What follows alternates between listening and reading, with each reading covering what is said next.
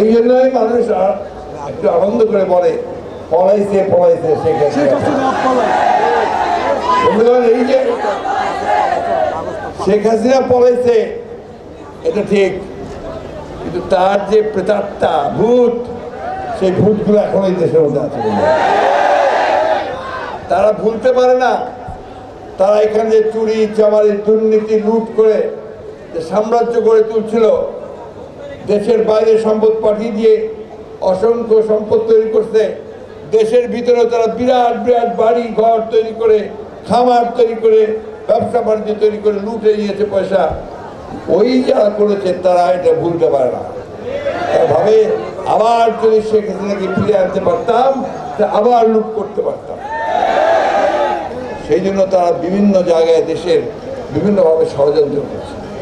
সবচেয়ে বড় ষড়যন্ত্র চক্রান্ত তারা করছে কোথায়? এই শিল্প এলাকাতে, তাই না বন্ধুগণ? যে এলাকাতে শিল্প, বিশেষ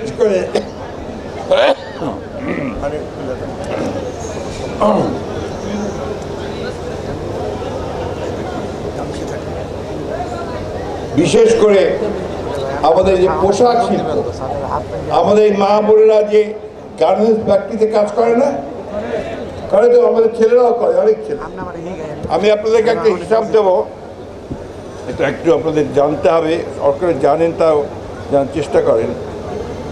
আমাদের 2023 সালে বাংলাদেশ থেকে আমরা যত রপ্তানি করেছি তার মধ্যে শতকরা 85% এসেছে আপনার এই পোশাক খাত থেকে, এবং এই পোশাক খাত থেকে আমাদের আয় হয়েছে $47.38 বিলিয়ন, অর্থাৎ বাংলাদেশি টাকাতে 5,66,73,000 টাকা, 73,000 কোটি টাকা। অর্থাৎ এইটাই হচ্ছে মূল আমাদের যে আয়, বাইরের থেকে যে ডলার আমরা আয় করি।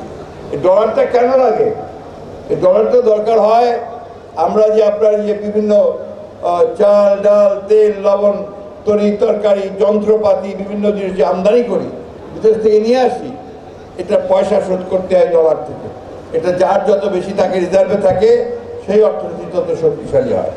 তো তার প্রধান খাত হচ্ছে আপনার এই গার্মেন্টস ফ্যাক্টরি, গার্মেন্টস থেকে আমরা সেটা পাই। আমাদের প্রায় 50,17,652 জন শ্রমিক এখানে কাজ করে।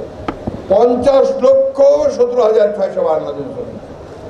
এখন ভাবেন এই খাতটাকে, এই গার্মেন্টস ফ্যাক্টরিগুলোকে যদি ক্ষতি করা যায় তাহলে বাংলাদেশের অর্থনীতি ঠিক থাকবে? আর কারা করতে চায়? যারা জোর করে আবারও সেই লুটপাট করতে চায়, তাই না? আর সেই সঙ্গে আরো একটা শক্তি আছে, এটা বাইরের শক্তি। তারা ভাবে যে যদি বাংলাদেশের এই খাত থেকে আমরা নষ্ট করে দিতে পারি তাহলে আমাদের খাত বাড়বে, আমাদের দেশে গার্মেন্টস বাড়বে, আমরা লাভবান হব, তাই না? সেটা কারা আপনারা বুঝতেই পারেন।